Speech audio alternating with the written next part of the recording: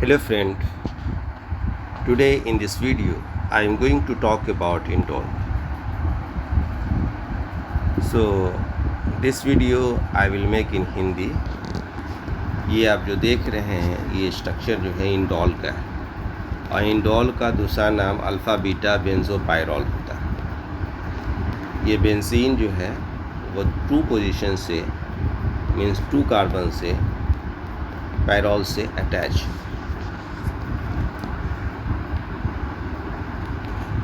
तो आप देखें कि इसको बनाते कैसे हैं।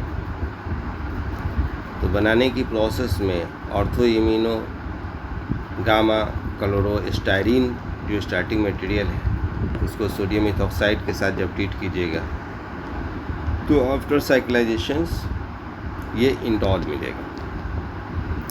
या फिनाइल हाइड्राजीन का रिएक्शंस पायरुविक एसिड के साथ करने पर ए फिनाइल हाइड्राजोन्स मिलता है, उसको जिंक क्लोराइड के साथ रिएक्शंस करने पर आपका इंडोल 2 कार्बोक्सिलिक एसिड मिलेगा। और इससे decarboxylation means removal of carbon dioxide, तो आपको इंडोल मिल जाएगा। थर्ड मेथड जो प्रिपरेशंस का है कि स्टार्टिंग फ्रॉम ऑर्थोनाइट्रोटोलिन से स्टार्ट कीजिए।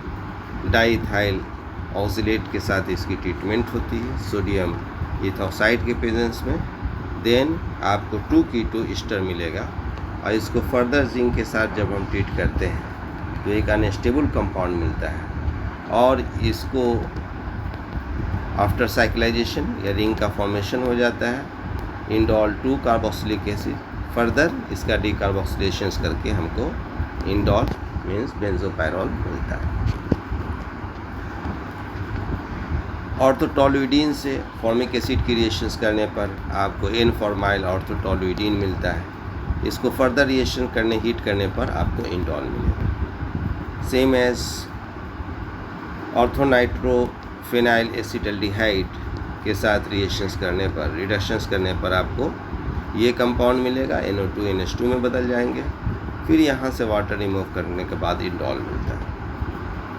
ट्रांस इंडिगो का जो फॉर्मेशन है कि ट्रांस इंडिगो है, इसको KMnO4 के साथ रिएक्शन कीजिएगा तो इसाटीन मिलेगा और इसीटीन से डाई ऑक्सा इंडोल्स मिलता है। उसके बाद जिंक एसिटिक एसिड के साथ रिएक्शन करने पर ऑक्सी इंडोल मिलता है। उसके बाद ये रिएक्शंस करने पर जिंक के साथ हीट करने पर आपको इंडोल मिलेगा। तो आप ये देखें कि स्ट्रक्चर ऑफ इंडोल में जो नंबरिंग स्टार्ट करते हैं 1 से, ये अल्फ़ा बीटा पोजीशंस होते हैं। यहाँ पर देखें कि कैसे ये lone pair of electron move करता है। इस पोजीशन पर नेगेटिव चार्ज आती है 3 पोजीशन पर, तो ये इसकी रेजोनेटिंग स्ट्रक्चर हो गई। तो बेसिक एंड एसिडिक कैरेक्टर अगर हम इंडोल्स का देखें तो like pyrrole, indole is a weak base and also weak acid. It is polymerized by strong acid and react with potassium hydroxide and Grignard reagent. अगर इसकी अटैकिंग पोजीशन देखें electrophile का, तो अगर ये 3 पोजीशन पर अटैक करता है तो ये 2 रेजोनेटिंग स्ट्रक्चर मिलते हैं जो मोर स्टेबल है। उसके बाद ये 3 सब्स्टिट्यूशन प्रोडक्ट देता है। सेम एज अगर हम अटैक ऑन पोजीशन 2 करते हैं तो लेस स्टेबल कंपाउंड मिलते हैं और इससे 2 सब्स्टिट्यूटेड प्रोडक्ट मिलता है।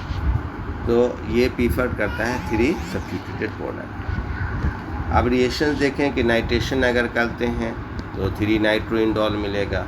सल्फोनेशन करेंगे तो इंडोल 3 सल्फोनिक एसिड मिलेगा। ब्रोमिनेशंस करेंगे तो 3 ब्रोमो इंडोल मिलेगा। और अगर फेटल क्राफ्ट एसाइलेशंस करते हैं तो 3 एसिटाइल इंडोल मिलेगा। अगर अल्काइलेशंस करते हैं तो 3 मिथाइल इंडोल मिलेगा। रीमर टीमन रिएक्शंस फॉर्माइलेशंस करते हैं तो इंडोल 3 एल्डिहाइड मिलेगा, जो फिर साइक्लाइज ये रिंग एक्सपेंड कर 3 क्लोरोक्विनोलिन मिलता है।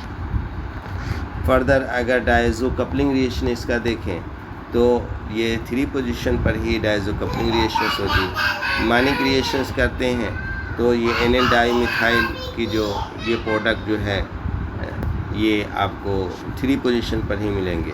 ऑक्सीडेशंस करने पर ये जो रिंग है वो ऑक्सीडाइज करने के बाद ये प्रोडक्ट आपको मिलेंगे। रिडक्शंस करने पर आपको रिंग जो बेंजीन का तो बाद में खाली होते हैं, पहले ये इंडोल्स का 2,3 डाईहाइड्रो इंडोल्स 3 एमलगैम का फॉर्मेशंस होता है, उसी तरह इसका ये करने पर पूरी रिंग खाली हो जाती है।